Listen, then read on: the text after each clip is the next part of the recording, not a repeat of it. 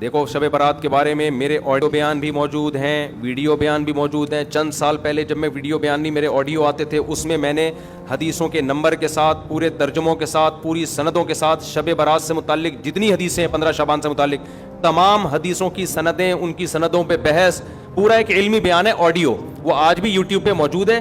آپ لکھیں شب برات مفتی طارق مسعود آڈیو بیان یا اولڈ بیان, تو آڈیو بیان آئے گا. پوری سندوں کی, راویوں کی ایک ایک نوک پلک کو اس میں درست کر کے پورا ایک علمی بیان ہے. تو شب برات کے بارے میں آپ کا کانسیپٹ 2 اور 2 4 کی طرح کلیئر ہو جائے گا. سمجھتے ہو گیا نہیں سمجھتے؟ تو اصل تفصیلی بیان تو میرا وہ ہے, کئی سال پہلے ہوا تھا, میرا خیال ہے 2013 یا 12 میں ہوا تھا وہ بیان, آڈیو بیان ہے وہ. تو وہ آپ سن لیں پورے ایک ایک سند حوالوں کے ساتھ, کہ اس میں آپ کو پتہ چلے گا یہ 15 شعبان کی اسلام میں حیثیت کیا ہے. اس کا 2 منٹ میں خلاصہ پیش کر دیتا ہوں. پہلی بات, قبرستان جانا کسی صحیح حدیث سے ثابت نہیں ہے. ایک روایت ہے سند کے لحاظ سے انتہائی کمزور, اور اگر مان لیا جائے تو زندگی میں ایک دفعہ. ہمارے ہاں ہر سال جایا جاتا ہے, اور وہ بھی نبی چپکے سے گئے. ہمارے ہاں جتھوں کی شکل میں جایا جاتا ہے. تو یہ ساری بدعات ہیں. سمجھ میں آ رہی ہے بات؟ ایک تو وہ حدیث انتہائی کمزور ہے سند کے لحاظ سے, اس سے شرعی مسئلہ ثابت نہیں ہوتا. لہذا ہماری رائے یہی ہے کہ 15 شعبان کو قبرستان ثواب سمجھ کے جانا بدعت عمل ہے, اور ثواب سمجھے بغیر جانا بدعت کی تائید ہے. تو نہ جائیں قبرستان. سمجھتے ہو؟ نہیں آ رہی بھائی, ان کو رہنے دو. میں گلا پاگلوں کی طرح پھاڑ رہا ہوں. میں 3 دن سے بیانات کرتے کرتے نا گلا بیٹھ گیا مجھے. تو 15 شعبان کو آپ کو قبرستان جانے کی ضرورت نہیں ہے. کوئی بولے یہ مفتی صاحب نیا دین لیا ہے. نیا دین نہیں بھائی, جتنے بھی 1400 سال سے جو بدعت سے پاک دین ہے وہ یہی ہے. کیوں؟ کوئی صحیح حدیث موجود ہی نہیں ہے. انتہائی کمزور حدیث ہے, اور زندگی میں ایک بار والی ہے. صحابہ سے وہ بھی ثابت نہیں ہے, اور وہ بھی چپکے سے گئے. آپ جتوں کی شکل میں جا رہے ہو. تو یا تو یہ بدعت ہے یا بدعت کی تائید ہے. تو آپ قبرستان پھر چپ ہو جاتے ہیں. یار نہیں جاؤ یار, کسی اور دن چلے جاؤ قبرستان. ویسے بھی ان 15 شعبان کو قبرستان میں جو میلے ٹھیلے اور انٹیاں بن سج کے آئی ہوئی ہوتی ہیں نا, مردے فتنوں میں پڑ جاتے ہیں. مردے کہتے ہیں مرے کیوں یار, اتنا اچھا ماحول ہے باہر کا. تو آج کل تو انٹیاں ایسے میک اپ کر کے اور دوپٹے, اور پھر بندے بھی تیار ہو کے, ایک انٹرٹینمنٹ ہے وہ قبرستان. وہ قبرستان تھوڑی رہا ہے جو پہلے ہوا کرتے تھے.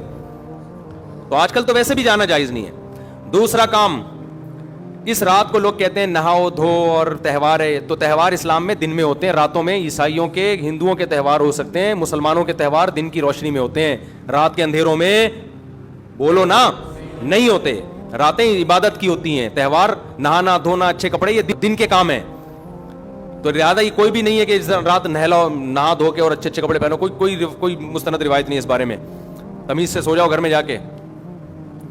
اور تیسرا کام کیا ہے؟ حلوہ مانڈا. حلوے مانڈے پکاتے ہیں. تو جب تہوار ہی نہیں ہے تو حلوے کس بات کا بھائی؟ حلوے تو عیدوں میں خوشیوں میں ہوتے ہیں نا. تو جب تہوار ہی نہیں ہے, ہمارے تہوار دن میں ہوتے ہیں بھائی. عید الفطر, عید الاضحیٰ, اور جمعے کا بھی دن میں ایک قسم کا تہوار ہے, یہ بھی دن کی روشنی میں. تو آپ نے حلوے مانڈے بھی بولو نا نہیں. پھر اس رات کو تقدیر کے فیصلے ہوتے ہیں. قرآن میں صاف طور پر ہے کہ وہ لیلۃ القدر میں ہوتے ہیں. اور ہم نے قرآن بھی کب نازل کیا؟ رمضان میں اور لیلۃ القدر میں. بالکل واضح قرآن کی آیتیں ہیں. اس کے مقابلے میں جو 15 شعبان والی حدیثیں ہیں جن میں آتا ہے کہ اس رات فیصلے ہوتے ہیں, وہ قرآن کے مقابلے میں جاندار, سند کے لحاظ سے مضبوط نہیں ہے. ان میں اتنی طاقت نہیں ہے کہ قرآن کی آیت کو آپ اس میں ایڈیشن کر دیں. لہذا قرآن سے واضح پتہ چلتا ہے کہ جو فیصلے ہوتے ہیں سال بھر کے وہ شب قدر میں ہوتے ہیں, جو رمضان میں. اور قرآن بھی کب نازل ہوا؟ راجح دلیل کے لحاظ سے راجح بات یہی, اگرچہ بعض علماء نے وہ بھی لکھی, لیکن راجح دلیل کے لحاظ سے یہ بات ہے. 3 باتیں ہو گئیں. چوتھی بات ہے پٹاخے. شب برات کے پٹاخے. تو بھائی یہ تو پٹاخے یہ بھی جائز نہیں ہے. آپ کیوں ایک رات کو ایک عبادت کا عنصر دے کے اس میں پٹاخے پھوڑ رہے ہیں؟ لوگوں کی نیندیں خراب ہوتی ہیں, ہارٹ پیشنٹ پریشان ہو جاتے ہیں, بہت بڑے آگ لگ جاتی ہے بعض دفعہ. یہ عمل بھی حرام ہے, ناجائز ہے. اور کیا ہوتا ہے شب برات میں جلدی بتاؤ؟ عبادت پہ آ رہا ہوں. دن کا روزہ 15 شعبان کا, وہ بھی کسی صحیح حدیث سے ثابت. میں نے ایک دفعہ کسی نے کہا محرم کے فضائل پہ بیان کریں. بہت دفعہ مجھے اصرار کیا 1 گھنٹے کا بیان اور محرم. میں نے بہت جب میرا تنگ کیا تو میں نے بیان کیا. میں نے کہا نبی صلی اللہ علیہ وسلم نے فرمایا, حدیث کا مفہوم ہے, یہ اشہر حرم ہے, محترم مہینہ ہے, 4 محترم مہینوں میں 1 محرم بھی ہے, اور 10 محرم کا روزہ. آپ صلی اللہ علیہ وسلم نے اس کی جو بھی حدیث میں فضیلت بیان کی. میں نے کہا وما علینا الا البلاغ. لوگوں نے کہا بھائی کیا بیان کہا؟ میں نے کہا اتنا ہی ہے. صحیح حدیث سے اتنی ہی ثابت ہے. ایک آدھ اور حدیث ہوگی جو اس وقت میرے ذہن میں نہیں. اس سے زیادہ میں نے کہا 1 گھنٹے کا بیان ہو نہیں سکتا, کوئی ہے ہی نہیں.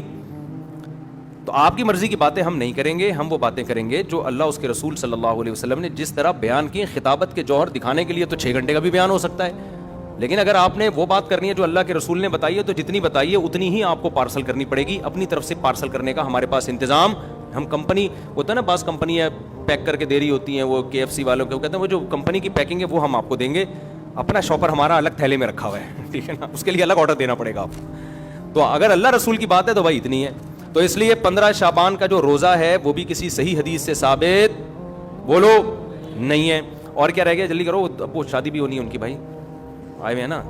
اور کیا رہ گیا, رات کی عبادت کی طرف آتا ہوں میں. اور بھی اور کچھ ہے, بس یہی ہے نا. پٹاخہ, قبرستان. پٹاخہ جب بھی بولتا ہوں, میری چھوٹی بچی ہے نا بڑی شرارتی, اس کا پٹاخی کہتا ہوں میں اس کو, ایسے پٹاخے کی طرح نا پھدکتی رہتی ہے ایسے. تو بچے بڑے اٹریکٹیو ہوتے ہیں یار, گھر میں بچے ہوا رکھا کرو, بچے گھر میں رونق ہوتی ہے. تو ایسے وہ اس کے ہوتے ہوئے شب برات کے پٹاخوں کی ضرورت ہی نہیں ہے ہمیں. تو ایسے بچے ہوتے ہیں نا, ایسے کھیل رہے ہوتے ہیں, کلابازیاں, چھوٹے 2-2.5 سال کے بچے. ہم تو بچوں کو دیکھ کے دل چاہتا ہی نہیں کہ یہ بڑے ہوں, چھوٹے زیادہ اچھے ہوتے ہیں.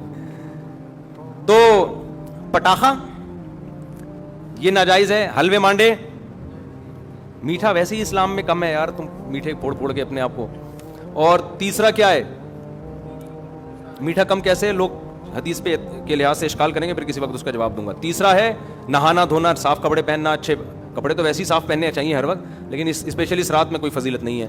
چوتھا 15 شعبان کا روزہ, اور اس رات کو تقدیر کے فیصلے وغیرہ یہ سب چیزیں ثابت نہیں ہیں.